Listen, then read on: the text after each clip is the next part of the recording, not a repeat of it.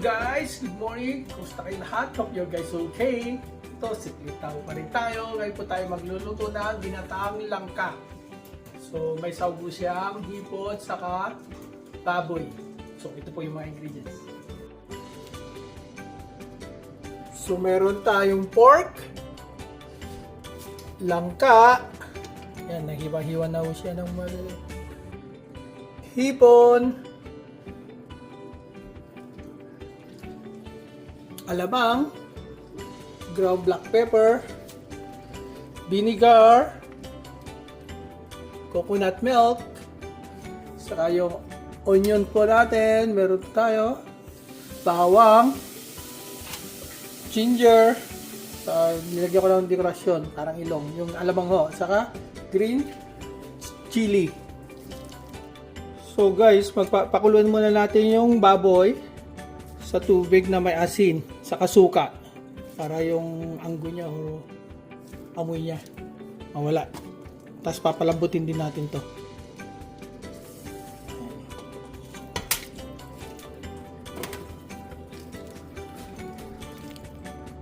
So ayan guys.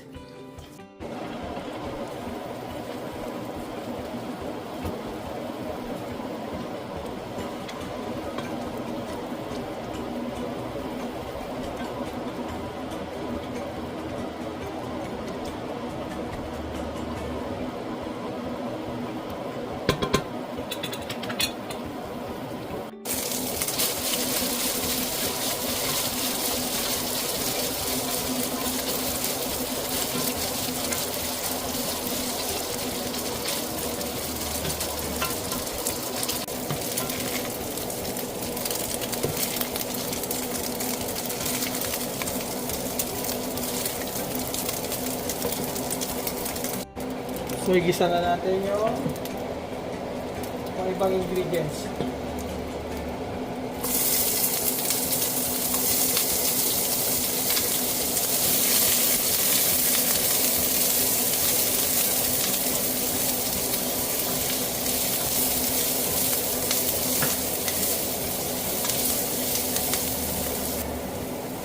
Huwag natin yung ginger.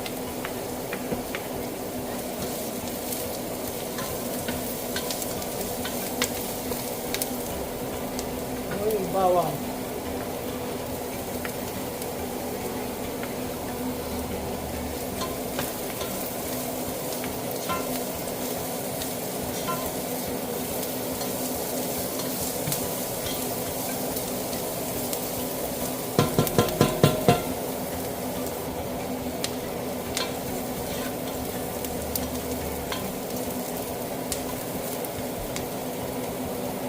Ngayon, pwede natin ilagay yung karne sa yung langka, guys.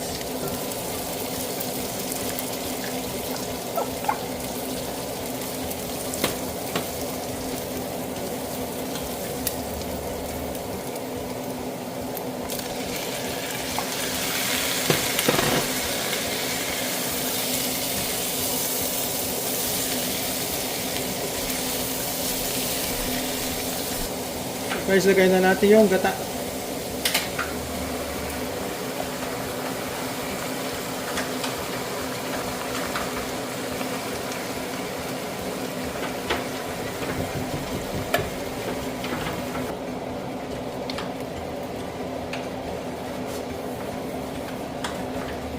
Frozen yan, kaya ganyan.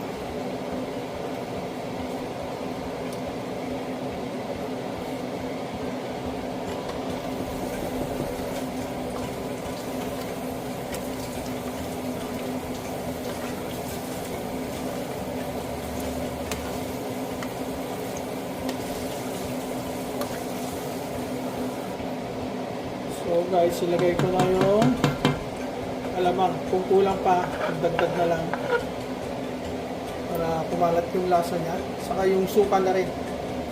Nalagay ako ng suka na rin. Pagka kumulo, doon natin siyang tikman.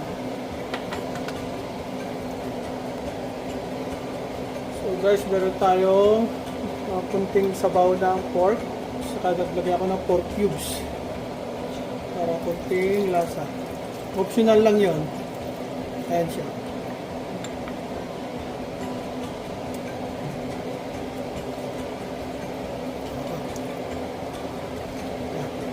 Nasa inyo guys kung gusto yung masabaw o dry. Pero sa akin kasi, mas prepare ko yung may kunting mga sabaw-sabaw. So guys, ayan, pakukulan lang natin. Saka nilagyan ko na rin ng paminta. Hanggang sa lumapot siya. Saka natin ilagay yung hipon. Saka yung green chili. Saka natin tikman kung ayon sa panlasa natin. So ayan guys, kumukulo na. Pwede na natin ilagay yung hipon.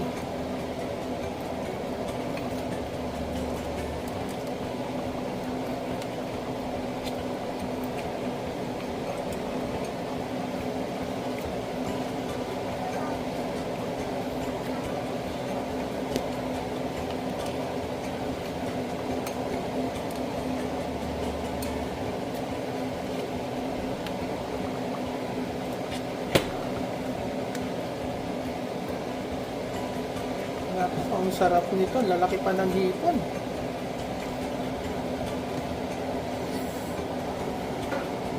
Ayan guys, oh. So ayan guys, medyo paluto na siya. So guys, medyo creamy siya sa akin. Kaya ayon sa panlasa ko, dadagdagan ko siya ng patis. Ayan.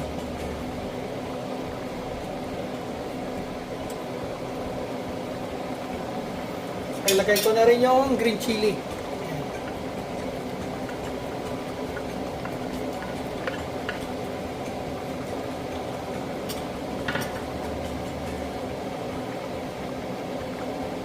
Ito optional lang to kung gusto nyo medyo spicy siya. Nasa inyo guys.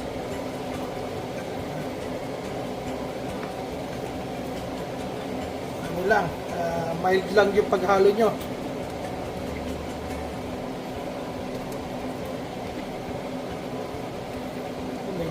Natuyo na rin yung sabaw, pero sa akin okay na yan, sa akin yung sabaw. Masarap yung ulam sa kanin.